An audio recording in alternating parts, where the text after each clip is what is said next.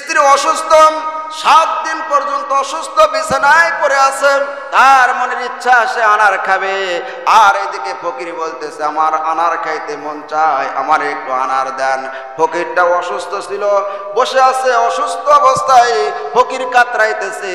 হযরতে আলীর চোখের সামনে তখন কোরআনের আয়াত চলে আসলো, ওয়া আম্মাস সাইলা ফালা তানহার, তোমরা ফকির মিসকিনকে তাড়ায় দিও না। জোরে জোরে বলুন সুবহানাল্লাহ।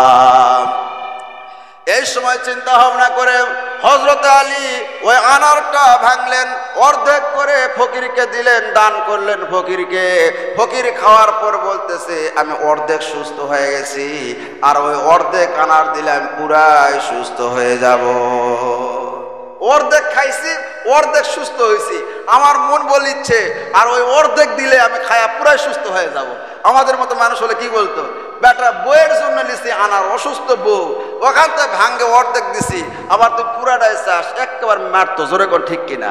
হযরতে আলী রাগ করলেন না। হযরতে আলী সেই সময় ওই অর্ধেক আনারটা ওই ফকিরকে দিলেন, দিয়ে মুখটা মলিন করে যাচ্ছে, আর মনে মনে মনের ভিতরে খুশি যে আমি ফকিরকে দান করেছি। জোরে বলুন সুবহানাল্লাহ, আল্লাহর রাস্তায় দান করেছি। হযরতে আলী বাড়ির কাছে যাওয়ার পরে বাসার মধ্যে যাচ্ছে না, বাইরে খালি ঘুরতেছে আর চিন্তা করতেছে। ঘরের মধ্যে যাওয়ার পরে স্ত্রী জিজ্ঞাসা করে আনার নিয়ে আসছেন, আমি কি উত্তর দিব? যেই ফাতেমা বিছানায় পড়ে আছে, উঠতে পারতেছে না, দাঁড়াইতে পারতেছে না, গায়ের মধ্যে শক্তি পাইতেছে না, সেই ফাতেমা দরজার সামনে আসে দাঁড়িয়ে আছে, কখন আমার স্বামী আসবে? জোরে বলুন সুবহানাল্লাহ। হযরত আলীকে দেখার পরে বলতেছে প্রাণের স্বামী আসেন, বাহিরে ঘুরেন, কে ভিতরে আসে। আলী আশ্চর্য হয়ে গেছে, 7 দিন পর্যন্ত অসুস্থ বিছানায় পড়েছিলেন, আপনি কেমনে বিছানায় থেকে উঠলেন?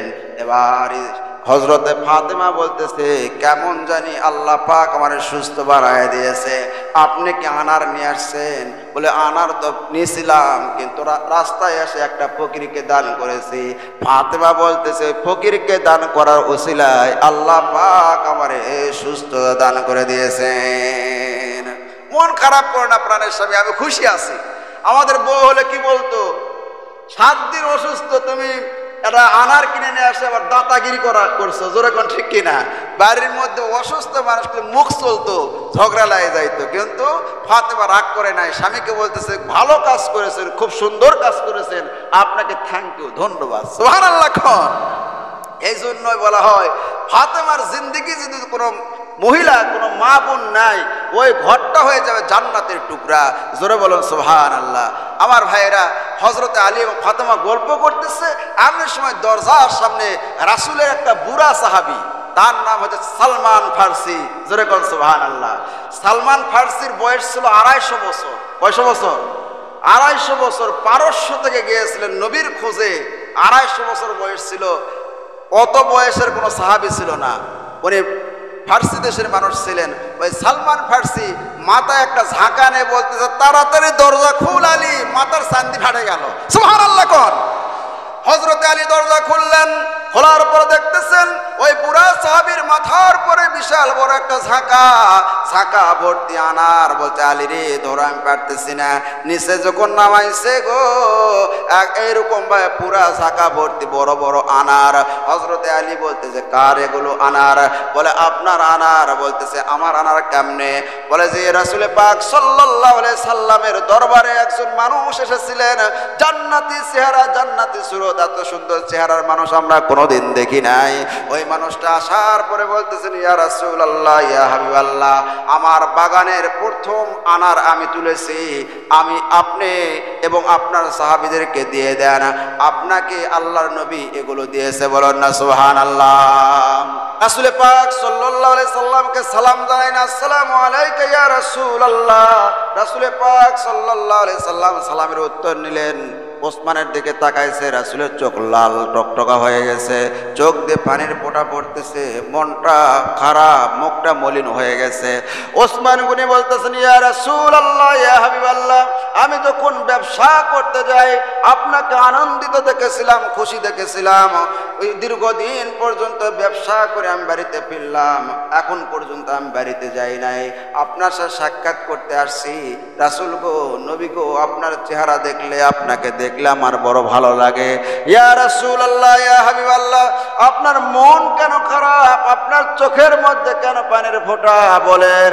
রাসূল পাক সাল্লাল্লাহু আলাইহি সাল্লাম ডাক দিয়ে বলেন, ওসমান রে, ওই যে কুবা, ওখানে যে জায়গাটা রয়েছে একটা ইহুদির জায়গা, ওই জায়গাটা আমি কিনে নিতে চাইছিলাম মুসলমানদের জন্য। ওখানে একটা মসজিদ বানাইতে চাইছিলাম, কোরআনের দাওয়াত দেওয়ার জন্য, ইসলামের দাওয়াত দেওয়ার জন্য, নামাজ পড়ার জন্য, মুসলমানদের সুন্দর একটা ব্যবস্থা করতে চাইছিলাম। কিন্তু ইহুদি বিক্রি করবে না, দানও করবে না, ইমানও আনবে না। মুসলমানদেরকে সেখান থেকে এরকম এই কথা বলে তাড়িয়ে দিয়েছে। আমি নবী গিয়েছিলাম, আমাকে এই কথা বলে তাড়িয়ে দিয়েছে। ওসমান গনি আর দেরি করলেন না, দৌড়া চলে গেছে ওই ইহুদির বাড়িতে। যা বলতেছে, ভাই বাড়িতে আছেন? ইহুদি এবার ওসমানকে দেখে বলতেছে, ভাই আপনি আসছেন, আপনার অপেক্ষায় আমি ছিলাম, কখন ওসমান আসবে? জোরে বলুন সুবহানাল্লাহ। আমি আপনার অপেক্ষায় আছি যে আপনি কখন আসবেন, কি খবর বলেন? বলে যে খবর ওটাই, রাসূল তোমার কাছে যে জায়গাটা নিতে চেয়েছে সেই জায়গাটা আমি তোমার কাছে ক্রয় করতে এসেছি, বলো তুমি কত টাকা নিবে? ইহুদি বলতেছে, ভাই রে, ওই জায়গা আমি বিক্রি করবো না। বল না, বিক্রি করতেই হবে। তুমি কি চাও?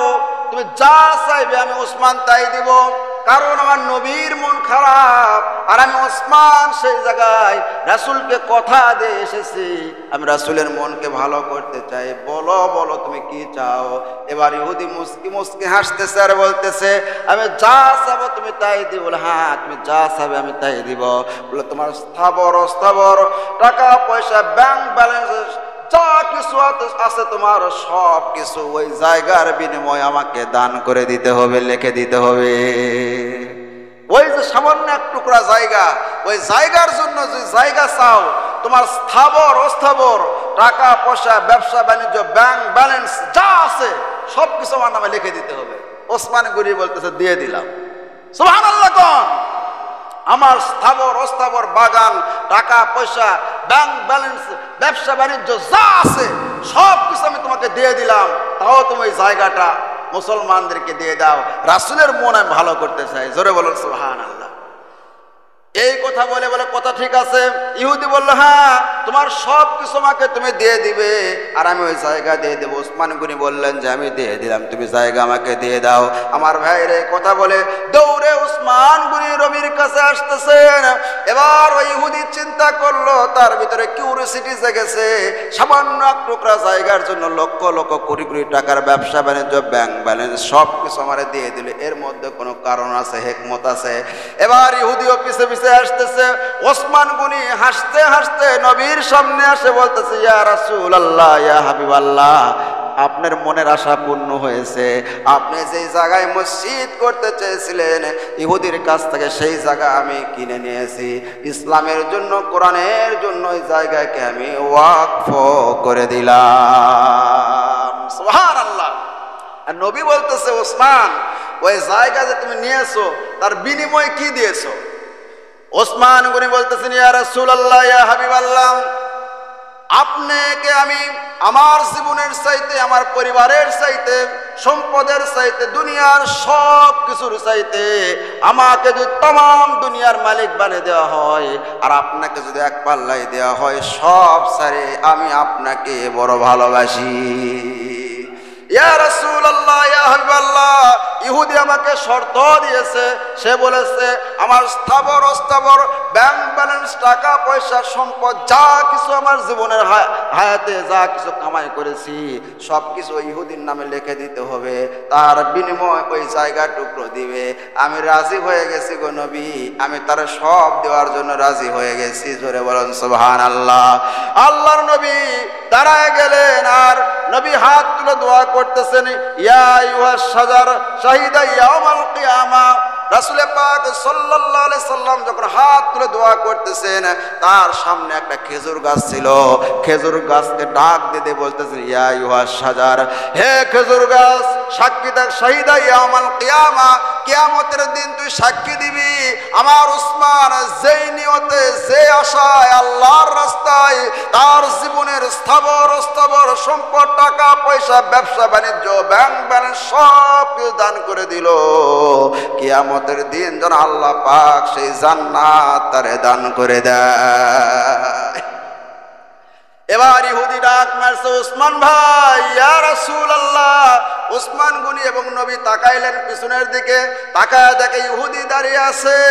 ইহুদি বলতেছেন, ইয়া রাসূলুল্লাহ, ইয়া হাবিবাল্লাহ, আমি যখন উসমানকে কথা বললাম তোমার জীবনের সব কিছু আমাকে দিতে হবে, সে রাজি হয়ে গেল। সেই সময় আমার মনের ভিতরে কিউরিওসিটি জাগলো যে এই জায়গার মধ্যে কি আছে, এত সম্পদ টাকা পয়সা সব কিছু দিয়ে ওই জায়গা চায়, তার কারণটা কি, তাই কিসের লোভে কিসের আশায় ওই জায়গাটা নিল।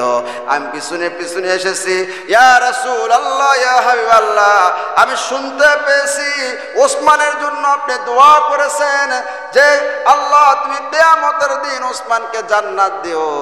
নবী গো, ওই জান্নাতের আমার বড় আশা, আমি ওই জায়গার দাম চাই না, মূল্য চাই না, ওই জায়গাকে মুসলমানের জন্য, কোরআনের জন্য, ইসলামের জন্য, আল্লাহর নবীর জন্য আমি ওয়াকফ করে দিলাম। ওসমান ভাইরে 1 টাকা দিতে হবে না।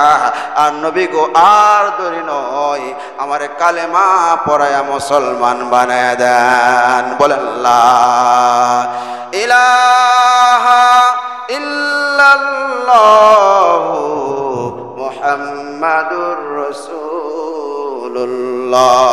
সাল্লাল্লাহু আলাইহি সাল্লাম। আমার ভাইয়েরা, এই জন্য ইসলামের জন্য, কোরআনের জন্য, দ্বীনের জন্য, মসজিদ মাদ্রাসার জন্য যদি আপনি দান করেন আপনার সম্পদ কমবে না।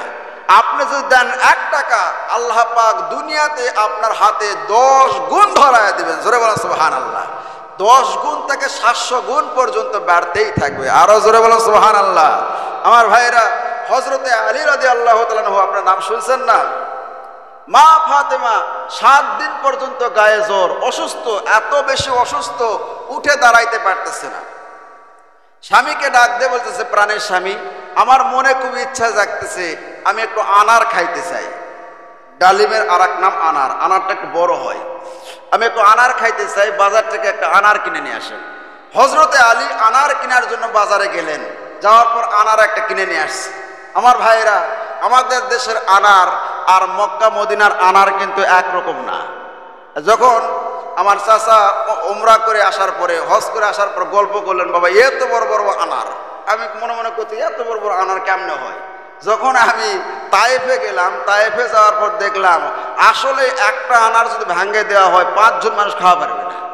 বুঝেন নাই? মানুষের মাথার সাথে বড় বড়, ওই কালো কালো ভুটান মেয়েরা নিয়ে বসে আছে, খুবই বড় বড় আনার। ওই আনার কিনে নিয়ে আসতেছেন, এমনি সময় পথের মধ্যে একটা ফকির দাঁড়িয়ে আছে আর বলতেছে, ভাই আমার 3 দিন পর্যন্ত কিছু খাই নাই, আমার কিছু দান করেন। আলীকে দেখে বলতেছে, ভাই আমাকে একটা আনার দান করেন। সুবহানাল্লাহ কোন। আলী কয় যে আমার ব্যাগের ভিতর যে আনার আছে, এই বেটা জানলো কেমনে? এই স্ত্রী অসুস্থ, 7 দিন পর্যন্ত অসুস্থ বিছানায় পড়ে আছে, তার মনের ইচ্ছা সে আনার খাবে। আর এদিকে ফকির বলতেছে, আমার আনার খাইতে মন চায়, আমার একটু আনার দেন। ফকিরটা অসুস্থ ছিল, বসে আছে অসুস্থ অবস্থায়, ফকির কাতরাইতেছে। হযরতে আলীর চোখের সামনে তখন কোরআনের আয়াত চলে আসলো, ওয়া আম্মাস সাইলা ফালা তানহার, তোমরা ফকির মিসকিনকে তাড়ায় দিও না। জোরে জোরে বলুন সুবহানাল্লাহ। এই সময় চিন্তা ভাবনা করে হযরত আলী ওই আনারটা ভাঙলেন, অর্ধেক করে ফকিরকে দিলেন, দান করলেন ফকিরকে। ফকির খাওয়ার পর বলতেছে, আমি অর্ধেক সুস্থ হয়ে গেছি, আর ওই অর্ধেক আনার দিলে আমি পুরাই সুস্থ হয়ে যাব। অর্ধেক খাইছি, অর্ধেক সুস্থ হয়েছি, আমার মন বলিচ্ছে আর ওই অর্ধেক দিলে আমি খায়া পুরাই সুস্থ হয়ে যাব। আমাদের মতো মানুষ হলে কি বলতো, বেটা বইয়ের জন্য নিছি আনার, অসুস্থ বউ, ওখান থেকে ভাঙ্গে অর্ধেক দিছি, আবার তুই পুরাটাই চাস, একেবারে মারতো। জোরে কর ঠিক কিনা? হযরতে আলী রাগ করলেন না। হযরতে আলী সেই সময় ওই অর্ধেক আনারটা ওই ফকিরকে দিলেন, দিয়ে মুখটা মলিন করে যাচ্ছে, আর মনে মনে মনের ভিতরে খুশি যে আমি ফকিরকে দান করেছি। জোরে বলেন সুবহানাল্লাহ। আল্লাহর রাস্তায় দান করেছি। হযরত আলী বাড়ির কাছে যাওয়ার পরে বাসার মধ্যে যাচ্ছে না, বাইরে খালি ঘুরতেছে আর চিন্তা করতেছে। ঘরের মধ্যে যাওয়ার পরে স্ত্রী জিজ্ঞাসা করে আনার নিয়ে আসছেন, আমি কি উত্তর দিব? যেই ফাতেমা বিছানায় পড়ে আছে, উঠতে পারতেছে না, দাঁড়াইতে পারতেছে না, গায়ের মধ্যে শক্তি পাইতেছে না, সেই ফাতেমা দরজার সামনে আসে দাঁড়িয়ে আছে, কখন আমার স্বামী আসবে? জোরে বলেন সুবহানাল্লাহ। হযরত আলীকে দেখার পরে বলতেছে, প্রাণের স্বামী আসেন, বাহিরে ঘুরেন কে, ভিতরে আসে। আলী আশ্চর্য হয়ে গেছে, 7 দিন পর্যন্ত অসুস্থ বিছানায় পড়েছিলেন, আপনি কেমনে বিছানায় থেকে উঠলেন? এবার হযরতে ফাতেমা বলতেছে, কেমন জানি আল্লাহ পাক আমার সুস্থ বানায় দিয়েছে। আপনি কি আনার নিয়ে আসছেন? বলে আনার তো নিয়েছিলাম, কিন্তু রাস্তায় এসে একটা ফকিরকে দান করেছি। ফাতেমা বলতেছে, ফকিরকে দান করার ওসিলায় আল্লাহ পাক আমারে সুস্থ দান করে দিয়েছেন। মন খারাপ করে না প্রাণের স্বামী, আমি খুশি আছি। আমাদের বউ হলে কি বলতো, 7 দিন অসুস্থ, তুমি এটা আনার কিনে নিয়ে আসে আবার দাঁতাগিরি করছো। জোরে কোন ঠিক কিনা? বাড়ির মধ্যে অসুস্থ মানুষকে মুখ চলতো, ঝগড়া লাগে যাইতো, কিন্তু ফাতেমা রাগ করে নাই। স্বামীকে বলতেছে, ভালো কাজ করেছেন, খুব সুন্দর কাজ করেছেন, আপনাকে থ্যাংক ইউ, ধন্যবাদ। সুবহানাল্লাহ। এই জন্যই বলা হয়, ফাতেমার জিন্দেগি যদি কোনো মহিলা, কোনো মা বোন নাই, ওই ঘরটা হয়ে যাবে জান্নাতের টুকরা। জোরে বলুন সুবহানাল্লাহ। আমার ভাইয়েরা, হযরতে আলী এবং ফাতেমা গল্প করতেছে, এমন সময় দরজার সামনে রাসূলের একটা বুড়া সাহাবী, তার নাম হচ্ছে সালমান ফার্সি। জোরে বলুন সুবহানাল্লাহ। সালমান ফার্সির বয়স ছিল 250 বছর। কয়শো বছর? 250 বছর। পারস্য থেকে গিয়েছিলেন নবীর খোঁজে, 250 বছর বয়স ছিল। অত বয়সের কোনো সাহাবী ছিল না, উনি ফার্সি দেশের মানুষ ছিলেন। ওই সালমান ফার্সি মাথায় একটা ঝাঁকা নিয়ে বলতেছে, তাড়াতাড়ি দরজা খুল আলী, মাথার চান্দি ফাটে গেল। সুবহানাল্লাহ। কোন হযরতে আলী দরজা খুললেন, খোলার পরে দেখতেছেন ওই বুড়া সাহাবীর মাথার পরে বিশাল বড় একটা ঝাঁকা, ঝাঁকা ভর্তি আনার। বলছে, আলী রে, ধরো আমি পারতেছি না। নিচে যখন নামাইছে গো, এইরকম ভাবে পুরা ঝাঁকা ভর্তি বড় বড় আনার। হযরতে আলী বলতেছে, কার এগুলো আনার? বলে, আপনার আনার। বলতেছে, আমার আনার কেমনে? বলে যে রাসূল পাক সাল্লাল্লাহু আলাইহি সাল্লামের দরবারে একজন মানুষ এসেছিলেন, জান্নাতি চেহারা, জান্নাতি সুরত, এত সুন্দর চেহারার মানুষ আমরা কোনোদিন দেখি নাই। ওই মানুষটা আসার পরে বলতেছেন, ইয়া রাসূলুল্লাহ, ইয়া হাবিবাল্লাহ, আমার বাগানের প্রথম আনার আমি তুলেছি, আমি আপনি এবং আপনার সাহাবীদেরকে দিয়ে দেন। আপনাকে আল্লাহর নবী এগুলো দিয়েছে, বলেন না সুবহানাল্লাহ। হযরতে আলী বলেন, ঠিক আছে, আমি একটু গুনি যে আসলে আমার না অন্য কারো। 1 2 3 4 5 6 7 8 9 9 পর্যন্ত গুনেছে, আবার গুনতেছে।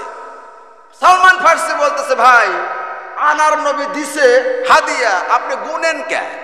বলে, এটা আমার না অন্য কারো, এই জন্য আমি গুনতেছি।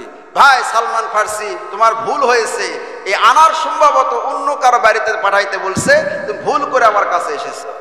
সালমান ফার্সি বলতেছেন, না ভাই না, ভুল হয় নাই, আপনার নাম নবী বলেছে, আমার মেয়ে ফাতেমা এবং আলীর ঘরে আনারটা পাঠিয়ে দাও।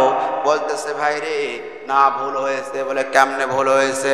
বলে, আমার যদি আনার হইতো 9টা থাকতো না, 10টা থাকতো।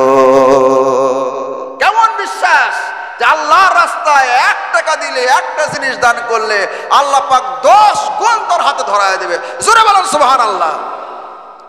এবার সালমান ফার্সি তার চাদরের ভিতর থেকে বড় একটা আনার বাহির করছে। সুবহানাল্লাহ।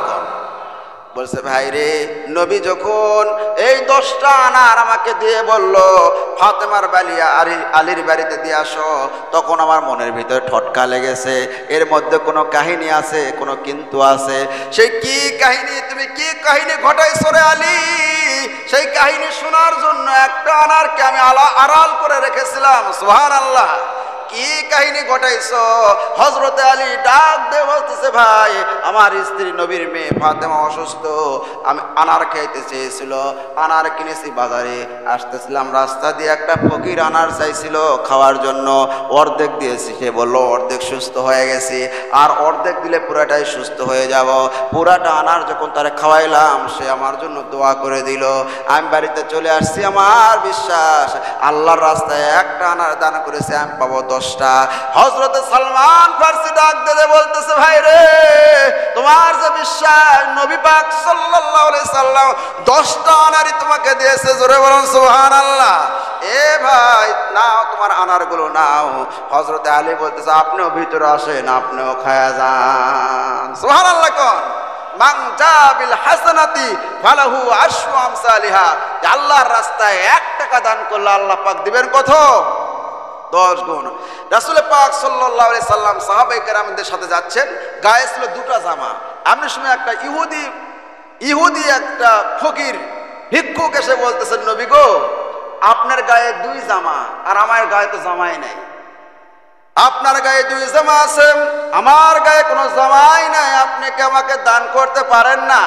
রাসূল পাক সাল্লাল্লাহু আলাইহি সাল্লাম সেই 2 জামার মধ্যে যে জামাটা বেশ সুন্দর ছিল সেটা খুলে ওই ইহুদি ফকিরকে দান করে দিলেন, সুবহানাল্লাহ।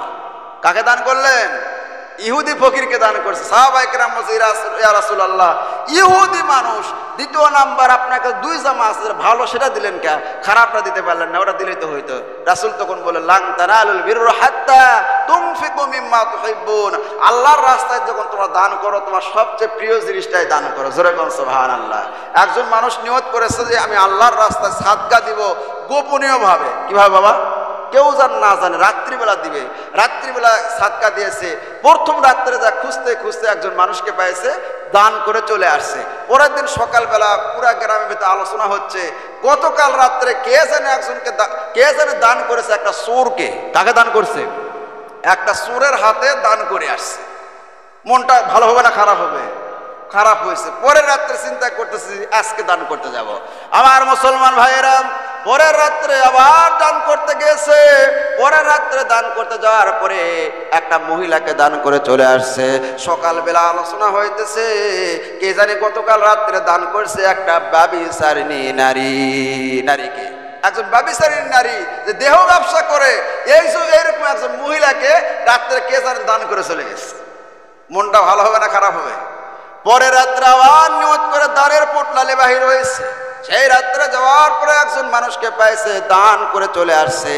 আমার ভাইরা, সকালবেলা আবার পুরা গ্রামের ভিতর আলোচনা হইতেছে কে যেন গতকাল রাত্রে দান করছে একজন কোটিপতি মানুষকে। বড় লোককে কি দান করা যাবে? দান খাওয়ার উপযুক্ত হলো গরিব মানুষ, এই বড় লোককে দান করে চলে আসছে। আমার মুসলমান ভাইয়েরা, রাসূল পাক সাল্লাল্লাহু আলাইহি সাল্লাম বলেন ওই যে ব্যক্তিকে দান করলো চোরকে, ওই চোরকে দান করার কারণে চোর যে টাকা পয়সা পাইছে, পাওয়ার পরে সে ব্যবসা বাণিজ্য লাগে গেছে, আর জীবনে চুরি করে না। সুবহানাল্লাহ। কোন আর ব্যভিচারিণী নারী যে দেহ ব্যবসা করত, পেটের ক্ষুধায় দেহ ব্যবসা করত, ওই মহিলাটা যখন দানের টাকা পেয়েছে সব খারাপ পথ বাদ দিয়ে সঠিক পথে এসেছে, সে ভালো হয়ে গেছে, জোরে বলুন সুবহানাল্লাহ। আর যে ধনী মানুষকে দান করেছে, ওই ধনী মানুষ কৃপণ ছিল, বকিল ছিল, কাঞ্জুস ছিল, আল্লাহর রাস্তায় দান করে না। ওই মানুষের হাতে যখন দানের টাকা এসেছে সে চিন্তা করলো আহারে আমারও তো অনেক টাকা আছে, আমি তো আল্লাহর রাস্তায় দেই না, আমারে গোপনে ভাবে আল্লাহর বান্দা দিয়ে গেল। সেই ব্যক্তি ভালো হয়ে গেল, তার সম্পদের হিসাব করে করে যাকাত দেওয়া শুরু করলো, জোরে বলেন সুবহানাল্লাহ। আমার ভাইয়েরা, এই জন্য আল্লাহর রাস্তায় দান করতে হবে। কার রাস্তায়? আল্লাহর রাস্তায় দান করতে গেলে ওই যে বৃষ্টির মধ্যে পানি পায়, যেগুলো ধান নষ্ট হয়ে গেছে, কারার ধান নষ্ট হয়ে গন্ধ বাড়াইছে, ট্যাগ বাড়াইছে, বাজারে নিয়ে গেলেও নাই না, হাসে পর্যন্ত খায় না, ওলা নিয়ে আসে কই মসজিদ মাদ্রাসায় দাও, যেরকম ঠিকই না। ছাত্ররা মাদ্রাসায় গেছে, দেখলাম বসতে গেলে বেসিচ্ছে। হুজুর কি হয়েছে? বাও দেও যাচ্ছে না হুজুর। গেছিলাম মাদ্রাসায়, ও কে বাওতে যায় না কে? হুজুর যত আকির বকরির লাদি সব শুদ্ধ ধান দেয় হুজুর, বাও দে তোলা আর যায় না, আস্তে ছাত্রদেরকে দে বাঁচাচ্ছি। আমার ভাইয়েরা, আপনি দান করেছেন কার জন্যে? জোরে বলেন। আল্লাহর নাম নাই না ভাই। কার জন্য দান করেছেন? আল্লাহর জন্য দান করেছেন। আপনি মসজিদে আসছেন, যখন মসজিদে আসার সময় কি আপনার মন বলে না যে আমি সপ্তাহে একটা দিন মসজিদে যাচ্ছি, আল্লাহর ঘর মসজিদে 20টা টাকা চকচকা 20টা টাকা আল্লাহর ঘর মসজিদে আমি দেই, এটাই আমার জীবনের সবচাইতে বড় পুঁজি থেকে যাবে। আমি যা খাচ্ছি তাই আমার থেকে গেল, আর যা রেখে যাচ্ছি সব কিছু তারা আমি মৃত্যুবরণ করার পর আমার ছেলে সন্তান বিবাল বাচ্চা সব ভাগ করে নিবে, কিছুই যাবে না। সপ্তাহে যে আমি 20 টাকা 30 টাকা 50 টাকা আল্লাহর ঘরে দিয়েছি, এটাই কিয়ামতের দিনে আপনি আমার মিজানের পাল্লায় গিয়ে দাঁড়াবে। জোরে বলুন সুবহানাল্লাহ। আমি তো টাকা হিসাব করার সময় কামু ভাই হিসাব করে আমি বসে থাকি, দেখি তো অনেক টাকা আছে, মাঝখানে একদম সিরা। কামু ভাই করছে, ভাই দেখেন তো এটাতে কি হবে কোন তো, মাঝখানে সিরা পেয়েছে এমন ভাবে দিছে বুঝছেন, ওই টাকা বাজারেও নিবে না, ওই যে আপনি 2 নাম্বার টাকা যে সিরা টাকা ওখানে নিলেও মানে উল্টা টাকা দিয়ে ওই টাকা বিক্রি করা লাগবে, এরকম অবস্থা। ভাই এরকম অসল টাকা যেগুলো চলে না সেগুলো মসজিদে আসে দেন। আর অনেকে আছে যে ওইখানে দেখে কয়জন দান করলো, কার পকেটে টাকা, কে কে পকেটে হাত দিচ্ছে এটা দেখে, কিন্তু নিজের পকেটে হাত দেয় না। এরকম মানুষ মনে হয় নাই, আছে না নাই? আরো জোরে বলেন। সব মানুষ যদি এই নিয়ত করত, আমাদের ঘর আল্লাহর ঘর মসজিদ, আমাদের মসজিদ, এই মসজিদকে আমরা উদ্বুদ্ধ করব, এই মসজিদকে ভালো করতে হবে, যা করা লাগে টাকা পয়সা সম্পদ যা আছে আমরা মুক্ত হস্তে আল্লাহর রাস্তায় দান করব। আমার মনে হয় মসজিদে কোনো মসজিদ আর কোনো জায়গায় ঠেকতো না। জোরে বলুন ঠিক কিনা আমার ভাইয়েরা? বিষয় হলো কি, আপনি দান করলেও আল্লাহর ঘর মসজিদ চলবে, না করলেও চলবে। বিষয় হলো এখানে বুঝার বিষয় যে আল্লাহর জান্নাতি খাতায় আপনার নামটা আছে কিনা, এটাই দেখার বিষয়। যেরকম ঠিক কিনা? সবাই দান করেছে, দান তাদের নাম যাচ্ছে জান্নাতি খাতায়, আপনারটা আছে কিনা সেটা দেখার বিষয়। আল্লাহর রাস্তায় আমরা সকলে কি করব? দান করার চেষ্টা করব। আমিন বলেন। মদিনায় দুর্ভিক্ষ শুরু হয়ে গেছে। মদিনায় দুর্ভিক্ষ, হযরত আবু বকর সেই সময় খলিফা। লোকেরা আসলেন, মানুষেরা আসে বলতেছেন যে খলিফাতুল মুসলিমিন হযরত আবু বকর, আপনি একটু কি করেন, আল্লাহর কাছে দোয়া করেন যাতে করে দুর্ভিক্ষ চলে যায়, আমরা আর পারতেছি না, ক্ষুধার তাড়না আর সহ্য হচ্ছে না। ভাইরা, ক্ষুধার যন্ত্রণা বড় যন্ত্রণা, জোরে কোন ঠিক কিনা? পেটের ক্ষুধা বড় ক্ষুধা। 1971 সালে এই জন্য কোন কবি বলেছিল, এই বেটা ভাত দে না হয় মানচিত্র খাবো। কি বলেছিল? ভাত দে না তো মানচিত্র খায় ফেল দিব, মানচিত্র নিয়ে আর দেশ নিয়ে আর মাটি নিয়ে আমি কি করবো, পেটের মধ্যে ভাত নাই। জোরে কোন ঠিক কিনা? হযরত আবু বকর সিদ্দিকের কাছে এসেছেন, আসার পর বলতেছেন, আবু বকর আল্লাহর কাছে দোয়া করেন, আপনি আর ক্ষুধা যন্ত্রণা সহ্য হয় না, আমরা সহ্য করতে পারতেছি না।